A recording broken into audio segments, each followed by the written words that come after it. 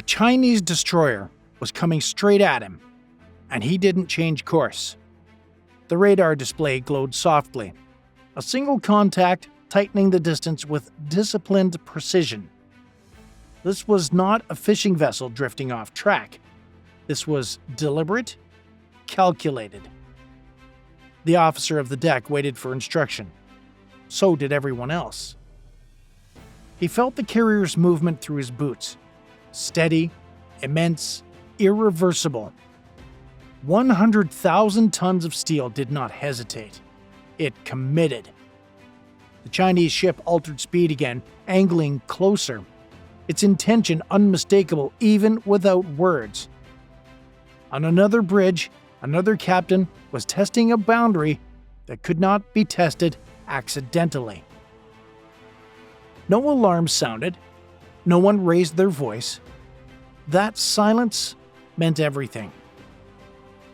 He looked forward through the glass, past the dim red lights and reflections, toward a horizon that offered no reference points. International waters had a way of stripping situations down to truth. There were no borders out here, only decisions. He knew exactly what this moment was. It was not a tactical maneuver, it was a question. Would he acknowledge the pressure or absorb it?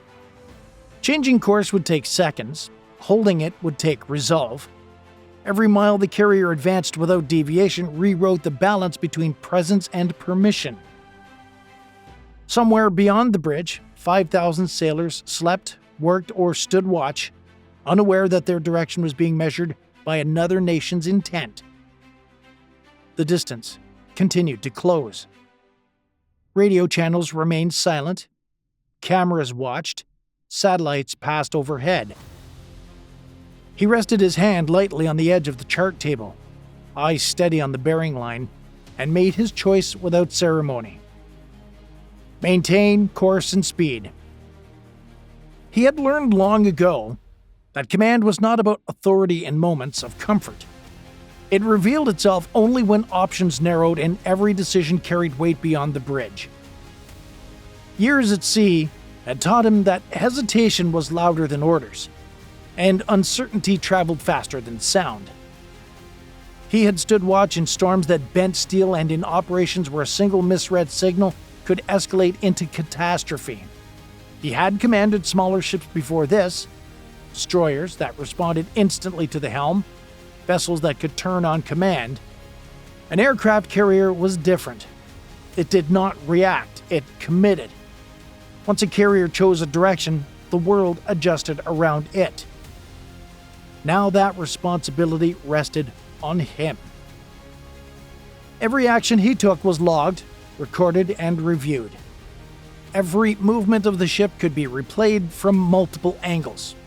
Radar tracks, satellite imagery, intelligence assessments. Whatever happened would belong to history, whether anyone spoke about it or not. He was responsible for more than steel and engines. 5,000 lives moved with this ship's momentum. Pilots trusted that the deck would be there when they returned from the sky. Engineers trusted that the course they powered would not change without reason. Sailors trusted, even if they never thought about it, that someone was holding the line when pressure arrived. He understood the unspoken truth of command. Doing nothing was still doing something. Turning away would not be read as restraint. It would be interpreted as acknowledgement, a concession without negotiation, a silent signal that pressure worked. He had not reached this bridge by avoiding those moments. So he stood where he was, absorbing the weight, knowing that leadership was not defined by motion, but by the refusal to be moved. The carrier was not there by accident, and it was not there to provoke. Its presence had been planned months earlier, rooted through years of authorization, coordination, and quiet agreement. January 2026 was not a moment of surprise in the West Pacific. It was a moment of accumulation. Tensions had been building across the region for years. Competing claims, expanding patrols, more ships, more aircraft, more cameras watching the same stretches of water. The sea lanes had not changed, but the meaning attached to them had.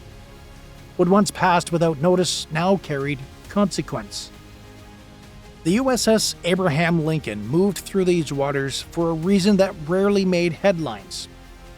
Presence. Not force, not threat. Presence was simpler and more difficult than both. It meant being visible without being aggressive, predictable without being passive. It meant operating exactly where international law allowed and refusing to act as if permission were required. He understood that an aircraft carrier did not speak through announcements. It communicated by where it sailed, how it sailed, and whether it altered course when challenged. Every challenge sent a message without words. Every mile traveled without deviation reinforced precedent. This was not about one ship, it was about pattern. If a carrier could be nudged away from international waters by intimidation, the rules would quietly change. Not immediately, not officially, but slowly, through repetition. The absence of resistance had a way of rewriting maps without ever touching a pen. The strike group around him existed for protection, but also for clarity. Their formation was deliberate, their spacing precise. Nothing about their movement suggested urgency or uncertainty. They were not reacting to the region, they were operating within it. That distinction mattered. He knew the Chinese ship approaching understood this just as clearly. This encounter was not about misunderstanding intentions. It was about testing resolve, about seeing whether presence was real or conditional. The carrier continued forward, unhurried. The sea did not belong to whoever pressed hardest. It belonged to whoever stayed. The change came without announcement. On the radar, the contact altered course by a few degrees, subtle enough to appear incidental, deliberate enough to be unmistakable. The Chinese destroyer was no longer paralleling the carrier's movement, it was intersecting it. Distance closed faster now. The tactical display updated in clean mechanical increments: range, bearing, speed. The numbers told a story that required no interpretation. This was no patrol maintaining awareness. This was a maneuver designed to impose presence through proximity. On the bridge, posture shifted. Conversations stopped mid-sentence. The officer of the deck tracked the plot while the navigator recalculated margins that had suddenly become thin. The air changed. Not with fear, but with focus. Every person present understood the stakes without needing them explained. Then, the radio crackled to life. The voice was controlled, formal, and unmistakably rehearsed. The Chinese ship identified itself and asserted authority in waters that did not belong to it. The message was framed as a warning, not a threat, a demand disguised as procedure. He listened without expression. The transmission ended. Silence returned. The Chinese destroyer adjusted again. Its bow now pointed more directly across the carrier's projected path. At this range, steel and water no longer forgave mistakes. A miscalculation here would not look like restraint or aggression. It would look like collision. He felt the carrier's inertia beneath him. The unstoppable forward motion that could not be halted quickly even if he wanted to. This ship did not dodge. It did not sidestep. It advanced. Another transmission followed, sharper this time. The words were different, but the meaning was the same: alter course. He did not respond. The choice was already made. Turning would validate the tactic. Slowing would invite escalation. Engaging verbally would elevate the exchange beyond where it needed to go. He understood that dominance at sea was often established not by action, but by the refusal to engage on someone else's terms. The destroyer pressed closer, its presence now visible even without instruments. Cameras were recording. Satellites were passing overhead. This was no longer an interaction between two ships. It was a message being drafted in real time. An aircraft carrier was not built to maneuver away from pressure. It was built to absorb it. He understood that better than anyone on the bridge. Smaller ships lived by agility, speed, sharp turns, quick reactions. A carrier lived by commitment. Once it set a course, that course became a statement measured in miles, not seconds. The USS Abraham Lincoln displaced more water than the Chinese destroyer could ever challenge. Its momentum was not just physical, it was symbolic. 100,000 tons of steel moving forward at a speed was not something you tested without consequence. You either accepted its path or you got out of it. He knew the Chinese captain understood this too. That was the paradox of the moment. Both sides knew exactly how this would end, but neither could move first without losing something they couldn't afford to give up. On the bridge, no one asked about weapons. They didn't need to. Below deck, systems were already in the state they were supposed to be in. Aircraft sat fueled and ready. Escorts held formation. Nothing was rushed. Nothing was escalated. Power didn't need to be announced. He watched the bearing line hold steady. The carrier's bow cut cleanly through the water, unbothered by the narrowing space ahead. The destroyer's presence filled the forward view now. Not close enough to be reckless, but close enough to be intentional. This was the point where smaller commanders blinked. A slight turn, a marginal speed adjustment, something subtle enough to explain away later. But subtlety was exactly what he could not afford. Subtle retreats were still retreats, and retreats, once normalized, became expectation. This was not a lone ship drifting into contested waters. It was an aircraft carrier operating with escorts, backed by alliances, observed by partners who had a stake in how precedent was set. Any action taken here would ripple outward into statements, responses, repositioning. Nothing would stay local. He understood that deterrence worked precisely because it left no clean options on the other side. If the Chinese destroyer pressed closer, it risked being responsible for an incident that it could not control. That left only one viable outcome: waiting. Waiting for the carrier to blink. Waiting for a deviation that could be framed as compliance. Waiting for something small enough to claim as a success. But the carrier offered nothing. On the bridge, seconds stretched. No one spoke. The radar sweep passed again and again, each rotation confirming what everyone else knew.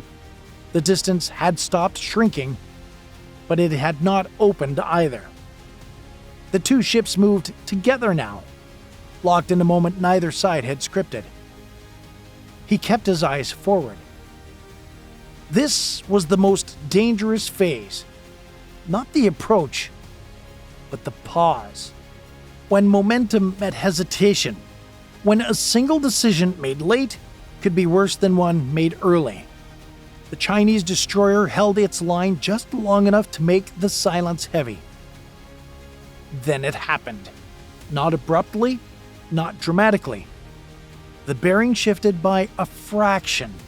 So small, it could have been dismissed if no one was watching. But everyone was.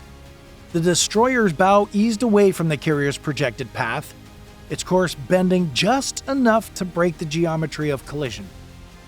No announcement followed, no explanation.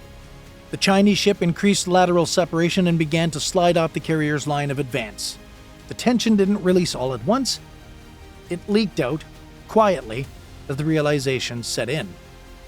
They had turned. He didn't acknowledge it. He didn't allow himself the satisfaction of a reaction. The carrier remained exactly as it had been moments before, steady, committed, indifferent. The carrier moved on as if nothing happened.